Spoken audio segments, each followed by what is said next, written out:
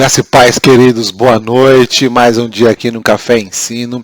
E eu gostaria de começar a aula de hoje com uma oração, amém? Então, feche os seus olhos. Ó Deus Pai, nós te louvamos e te agradecemos por mais um dia onde nós podemos aqui receber da tua palavra, que é teu alimento.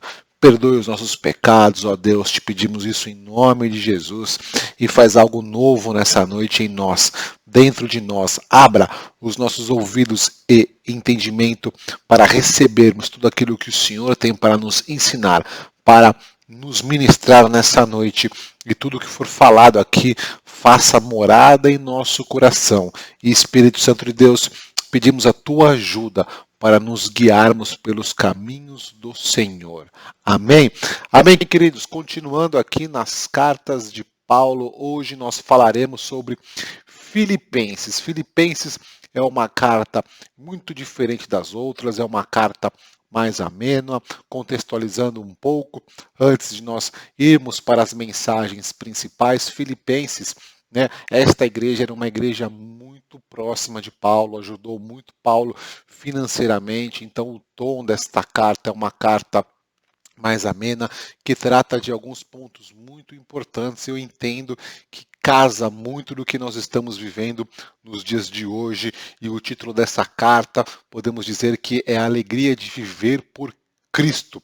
Então, é uma das epístolas mais cordiais que Paulo escreveu. O próprio autor desta carta era Paulo, e como eu já disse, ele era muito próximo desta igreja.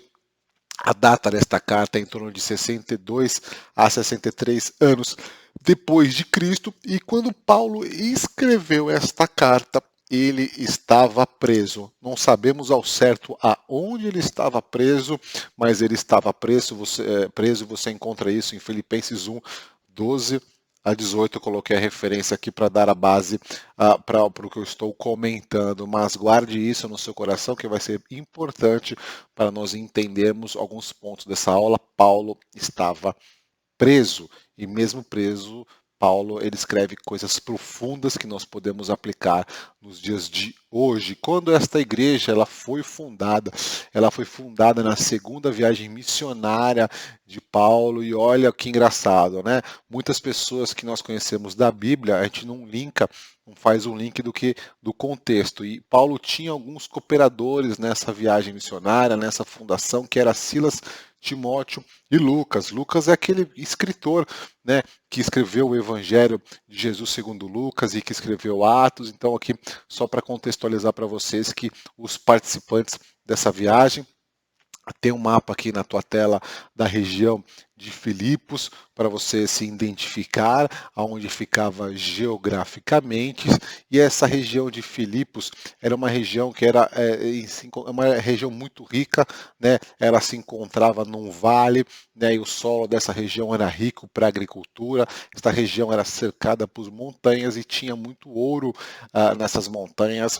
E esta região foi nomeada por causa de Filipe II, que era o pai do Alexandre o Grande. Uma região também muito importante no contexto histórico, porque foi ali que Júlio César morreu, e essa região ela foi muito honrada pelos romanos, porque ela se tornou uma colônia romana, e todo o povo que ali habitava foi feito cidadão romano. Esse é o contexto, sempre de novo destacando, é muito importante para nós entendermos a carta, e até o conteúdo, qual que é o contexto disso, porque nós vemos em outras passagens esta igreja ajudando Paulo com recursos financeiros. Então, quando você lê essa carta, você entende o linguajar, você entende o direcionamento dos ensinos que ele está dando. Eu gostaria de compartilhar 3 passagens hoje que nós tocaremos no cerne, nós tocaremos no centro da mensagem que Paulo estava passando para Filipenses. E a primeira passagem está em Filipenses 3, de 18 a 20. Pois, como lhes disse muitas vezes, e digo novamente com lágrima nos olhos, há muitos cuja conduta mostra que são, na verdade, inimigos de Cristo, estão rumando para a destruição. O Deus deles é o seu próprio apetite. Vangloriam-se de coisas vergonhosas e não pensam vergonhosas e pensam apenas na vida terrena. E aqui eu destaco né, em outra cor, nossa cidadania, no entanto, vem do céu.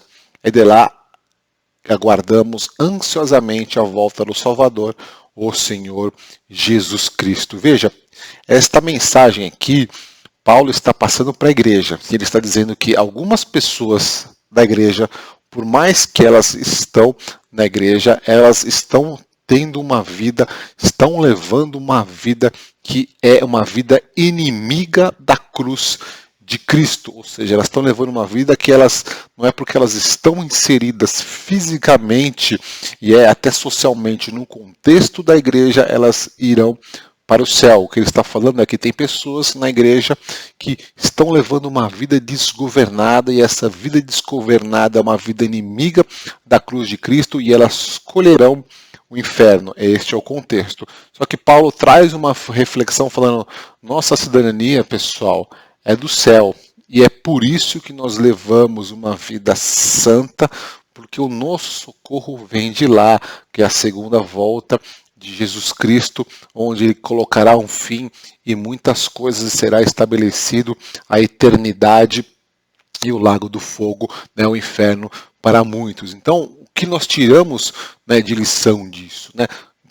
Antes de nós tomarmos qualquer atitude, nós temos que refletir se a atitude que nós vamos tomar condiz com a palavra de Deus, se honra o nome do nosso Senhor Jesus Cristo e não vamos jogar fora a eternidade por causa da nossa conduta, porque a nossa cidadania é no céu.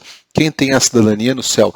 Aqueles que entregaram a sua vida para Jesus Cristo, que tem fé que Ele é o Senhor dos senhores, que tem fé que Ele ressuscitou dos mortos e hoje vivo Ele está, que cumpre os mandamentos da palavra de Deus. Então eu quero te encorajar a você refletir, para você guardar isso no teu coração. A tua cidadania é do céu.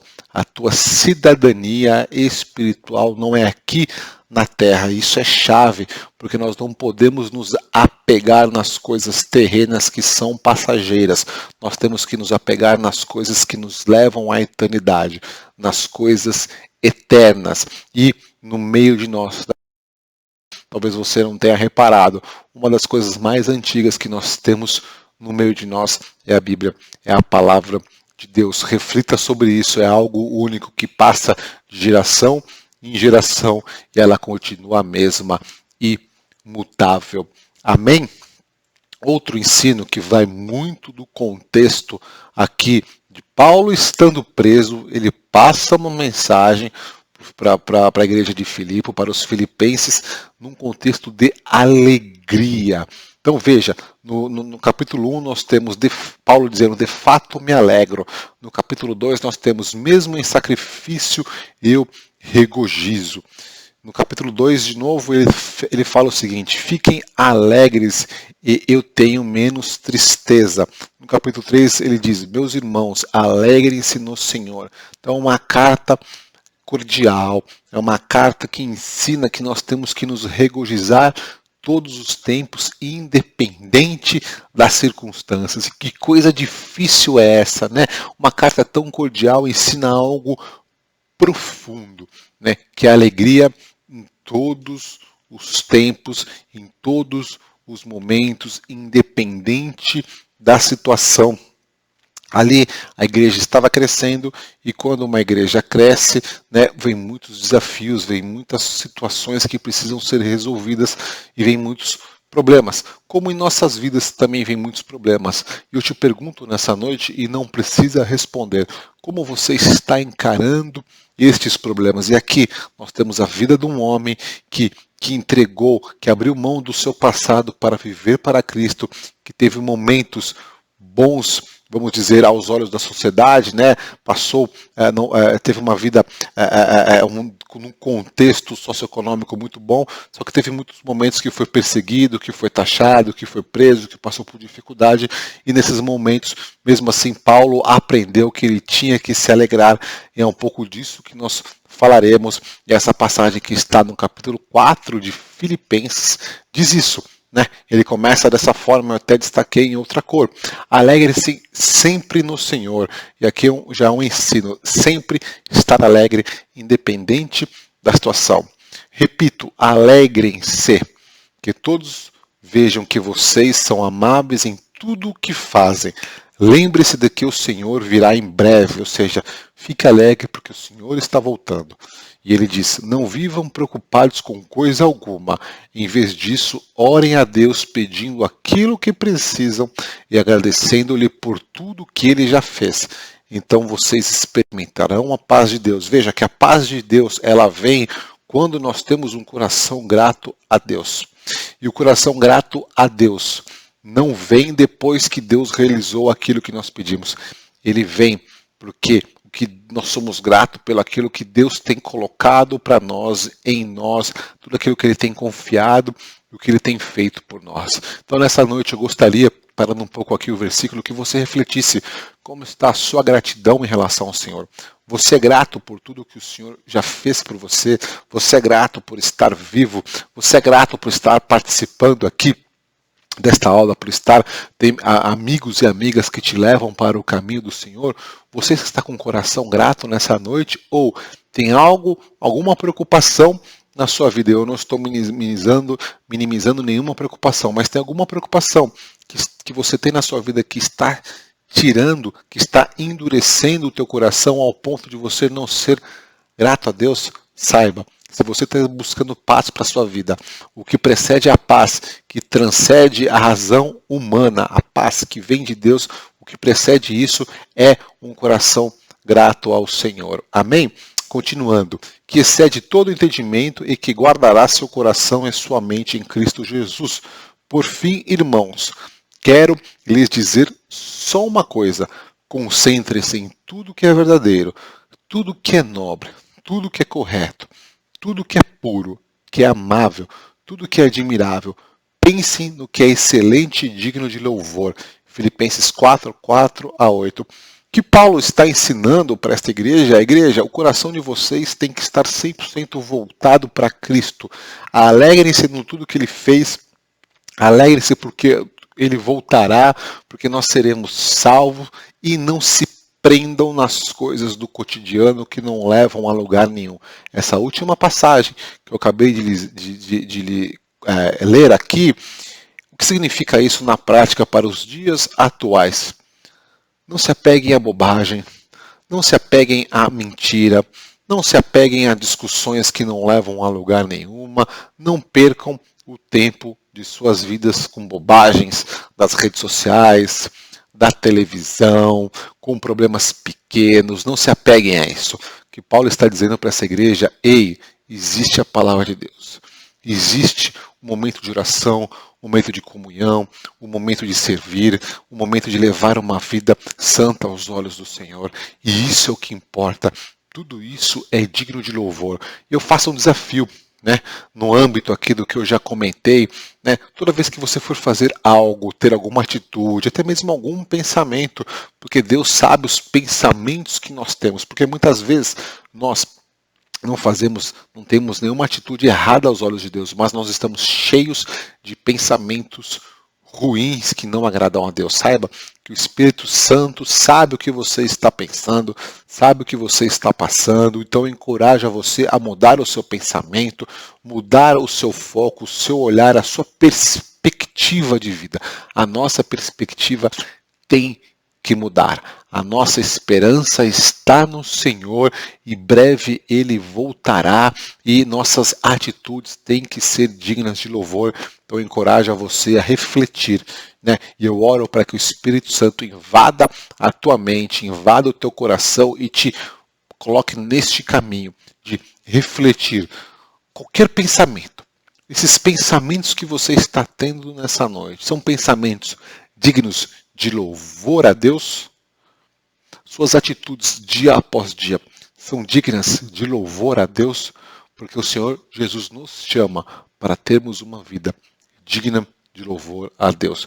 Eu gostaria que você refletisse, né, em todas as suas atitudes, em todos os seus pensamentos, se tudo isso é digno de louvor. Eu lanço esse desafio nessa noite e eu creio que o Espírito Santo vai te guiar, vai me guiar para um caminho novo de alegria em todo o tempo.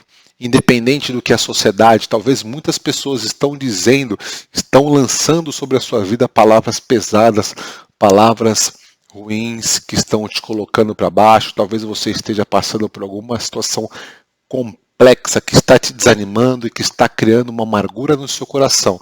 Mas essa carta que Paulo mandou para Filipenses se aplica aos nossos dias de hoje. Estamos vivendo em dias confusos, em dias turbulentos, mas saiba, o que agrada ao Senhor, o que precede a paz que nenhum ser humano consegue ter ou consegue comprar, só Deus consegue conceder. O que precede tudo isso é um coração grato ao Senhor, independente das situações. Então, encoraja você a exercitar mais a gratidão a Deus. Amém?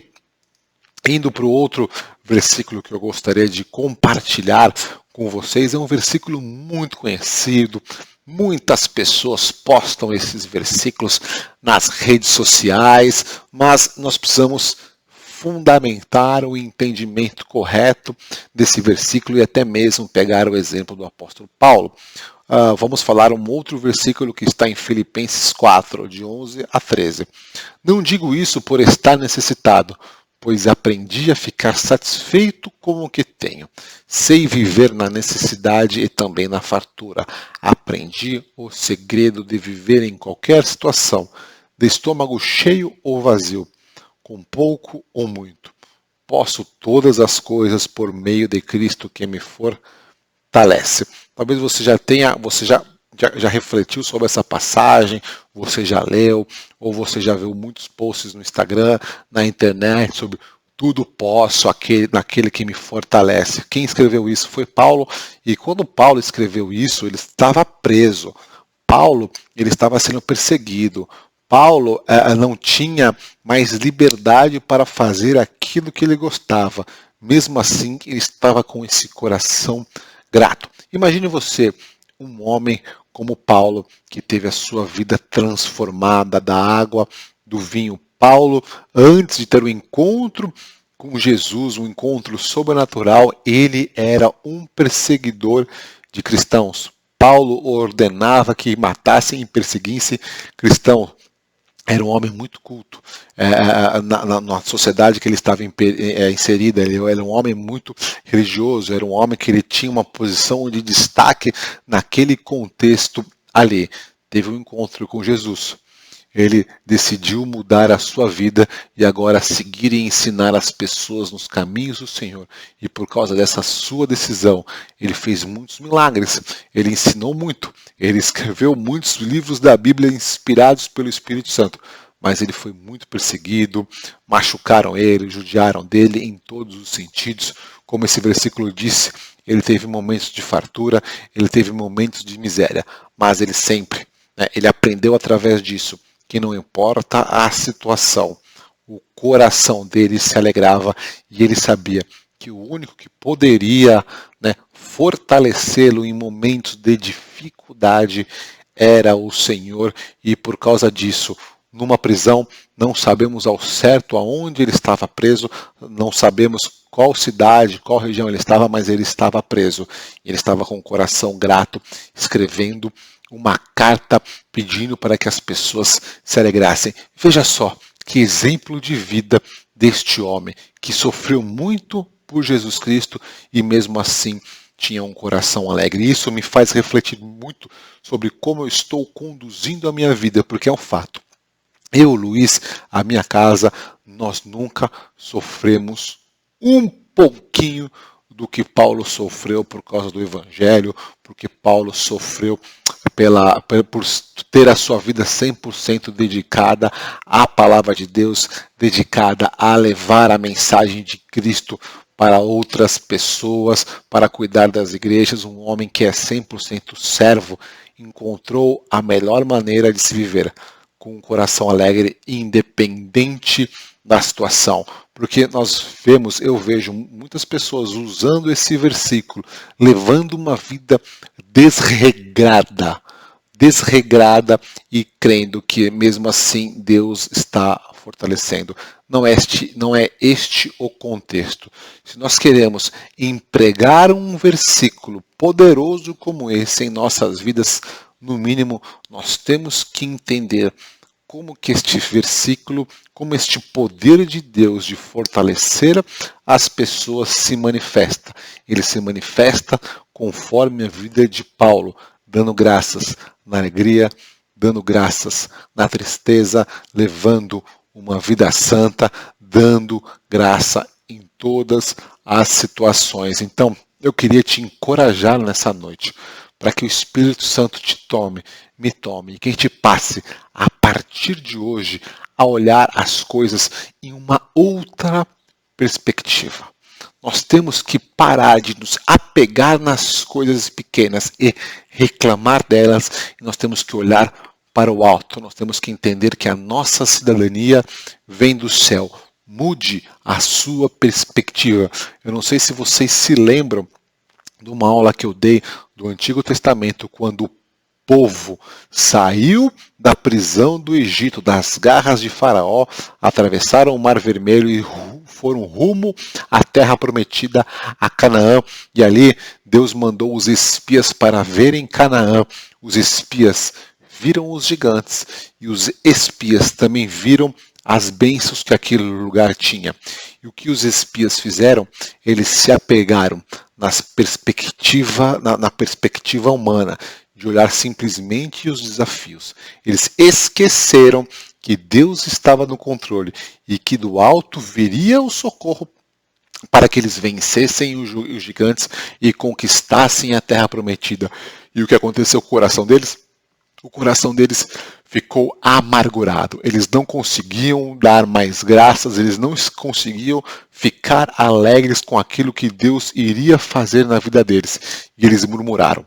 Por causa disso, dessa murmuração, e veja só que forte, veja só que impactante, por causa dessa murmuração, todas as pessoas que saíram do Egito, das garras de Faraó, na fase adulta, nenhuma delas entraram na terra prometida por causa do coração, por causa da murmuração, porque eles não conseguiam se alegrar em todas as situações. Só 2 entraram na terra prometida, Josué e Caleb, porque eles estavam com o coração grato. Então saiba, se você está precisando de algo sobrenatural de Deus, se você está precisando de algo sobrenatural de Deus, comece a buscar a Deus e comece a ter um coração alegre, porque Deus fará grandes coisas. A chave da aula de hoje, com o exemplo que eu acabei de dar para ilustrar o nosso entendimento, o coração alegre move o sobrenatural. Eu digo um coração alegre no Senhor, através de uma vida santa, uma vida obediente, e em tudo dando graças, na alegria e na tristeza. Eu lanço esse desafio e eu já declaro em nome de Jesus que você que está me assistindo nessa noite, você viverá o sobrenatural de Deus quando você tiver este coração, seguir este exemplo de Paulo. Amém? Hoje a aula é curta, eu vou encerrar com uma oração, mas novamente eu encorajo, alegre-se no Senhor, porque Deus é bom o tempo todo. Deus não tarda, Deus não falha, o nosso Deus é um Deus do sobrenatural que venceu a morte, que deu o seu Filho amado, conforme João 3,16, por mim e por você. E acredite que grandes coisas Deus fará em nossas vidas, e Ele fará isso na vida daquelas pessoas que estão com o coração alegre. Então, alegre-se no Senhor, porque grandes coisas Ele fará. Amém? Vamos orar, queridos. Vamos orar nessa noite e pedir que o Espírito Santo crie em nós um coração grato ao Senhor. Amém? Então, feche os seus olhos. Ó Deus Pai, nós te louvamos e te agradecemos por tudo que o Senhor tem feito por nós. Ó Espírito Santo, crie em nós esse coração grato. Abra este entendimento, meu Pai, que nós precisamos ter de não nos apegarmos nas circunstâncias dos homens, mas sim de nós olharmos à frente, de nós olharmos através da fé que o Senhor fará algo sobrenatural em nós. Nos dê esse coração de Josué e de Caleb, que não se amarguraram quando viram gigantes, mas agradeceram na esperança e na fé em Ti e viram as coisas que estavam além.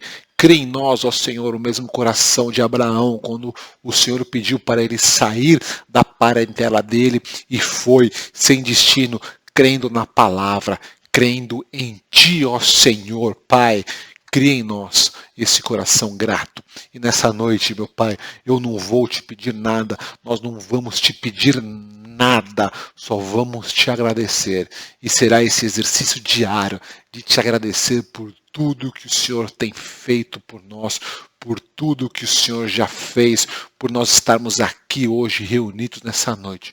Nós te agradecemos, ó Deus, porque nós sabemos que o Senhor é bom, meu Pai, e que as suas misericórdias se renovam todas as manhãs. Te louvamos por isso, te agradecemos por isso, e é em teu nome, Jesus, que nós também te agradecemos por tudo que o Senhor já fez, está fazendo e ainda fará por nós. Amém. Amém, queridos, que Deus abençoe a tua vida e comece já nessa noite alegrando-se em tudo, alegre-se no Senhor, porque grandes coisas acontecerão em sua vida.